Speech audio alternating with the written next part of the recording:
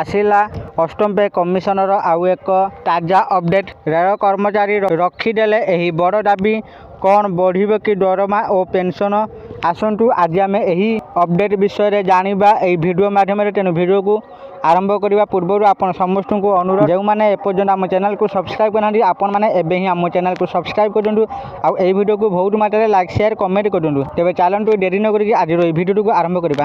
ଅଷ୍ଟମ ବେତନ କମିଶନ ବର୍ତ୍ତମାନ ଲକ୍ଷ ଲକ୍ଷ କେନ୍ଦ୍ର ସରକାରୀ କର୍ମଚାରୀ ଏବଂ ପେନ୍ସନଭୋଗୀଙ୍କ ପାଇଁ ଏକ ପ୍ରମୁଖ ଆଲୋଚନାର ବିଷୟ। ଏହି ସମୟରେ ଭାରତୀୟ ରେଳବାଇ ବୈଷୟିକ ପର୍ଯ୍ୟବେକ୍ଷଣ ସଂଘ IRTCA କମିଶନର କାର୍ଯ୍ୟକାରିତା ଉପରେ ଗମ୍ଭୀର ପ୍ରଶ୍ନ ଉଠାଇଛି।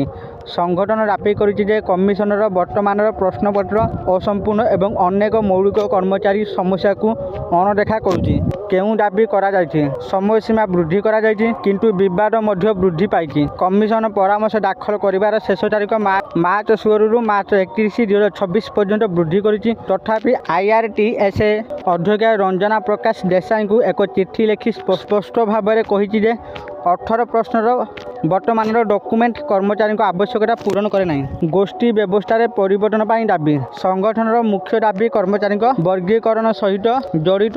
ସେମାନେ ଯୁକ୍ତି ଦିଅନ୍ତି ଯେ ପ୍ରଯୁକ୍ତିବିଦ୍ୟା ଏବଂ ଦାୟିତ୍ୱ ଆଜି ପରିବର୍ତ୍ତନ ହୋଇଛି, ତେଣୁ ପୁରୁଣା ଗ୍ରୁପ୍ A, B ଏବଂ C ଗଠନକୁ ଉଚ୍ଛେଦ କରାଯିବା ଉଚିତ ଏବଂ ପଦୋନ୍ନତି ଏବଂ ଦରମାରେ ସ୍ୱଚ୍ଛତା ସୁନିଶ୍ଚିତ କରିବା ପାଇଁ ଏକ ନୂତନ ଆଧୁନିକ ଗଠନ ସୃଷ୍ଟି କରାଯିବା ଉଚିତ। ଭତ୍ତା ହ୍ରାସ ବିରୋଧରେ ପ୍ରତିବାଦ। ସପ୍ତମ ବେତନ କମିଶନ 146ଟି ଭତ୍ତା ଉପରେ ଆଲୋଚନା କରିଥିବା ବେଳେ ଅଷ୍ଟମ ବେତନ କମିଶନର ବିଷୟବସ୍ତୁରେ କେବଳ 12ଟି ବର୍ଗ ଅନ୍ତର୍ଭୁକ୍ତ। ରେଳ ସଂଗଠନ ଯୁକ୍ତି ରଖିଛି ଯେ ପ୍ରତ୍ୟେକ ଭତ୍ତା ଏବଂ ଏକ ନିର୍ଦ୍ଦିଷ୍ଟ ଆବଶ୍ୟକତା ପାଇଁ ଏହାକୁ ସୀମିତ କରିବା କର୍ମଚାରୀଙ୍କ ପ୍ରତି ଅନ୍ୟାୟ ହେବ। ପେନ୍ସନଭୋଗୀଙ୍କ ଅବହେଳା ବିଷୟରେ ପ୍ରଶ୍ନ। ଲକ୍ଷ ଲକ୍ଷ ଅବସରପ୍ରାପ୍ତ କର୍ମଚାରୀଙ୍କ ପାଇଁ ସବୁଠାରୁ ଚିନ୍ତାଜନକ ଦିଗ ହେଉଛି ଯେ ପ୍ରଶ୍ନାବଳୀରେ ସ୍ପଷ୍ଟ ଭାବରେ ପେନ୍ସନ୍ ଏବଂ ପରିବାର ପେନ୍ସନ୍ ଉଲ୍ଲେଖ ନାହିଁ। ସଂଗଠନ ଦାବି କରିଛି ଯେ ବୃଦ୍ଧ ପେନ୍ସନଭୋଗୀ ଏବଂ ସେମାନଙ୍କ ପରିବାରର ସ୍ୱାର୍ଥକୁ ପ୍ରାଥମିକତା ଦିଆଯାଉ। କନିଷ୍ଠ ଇଞ୍ଜିନିୟର ଏବଂ IT କର୍ମଚାରୀଙ୍କ ପାଇଁ ପୃଥକ ବ୍ୟବସ୍ଥା। ସଂଗଠନ ଦାବି କରିଛି ଯେ ରେଳବାଇରେ ବୈଷୟିକ ପଦବୀରେ ସମସ୍ୟା, ଯେପରିକି କନିଷ୍ଠ ଇଞ୍ଜିନିୟର, ବରିଷ୍ଠ ସେକ୍ସନ ଇଞ୍ଜିନିୟର ଏବଂ IT କର୍ମଚାରୀଙ୍କୁ ପୃଥକ ଭାବରେ ସମାଧାନ କରାଯାଉ। କ୍ୟାରିୟର ଅଭିବୃଦ୍ଧିକୁ କେବଳ MACP ଯୋଜନାରେ ଛାଡ଼ି ଦିଆଯାଇପାରିବ ନାହିଁ। ଏହା ବଦଳରେ କାର୍ଯ୍ୟକ୍ଷମ ପଦୋନ୍ନତି ଉପରେ ଗୁରୁତ୍ୱ ଦିଆଯିବା ଉଚିତ।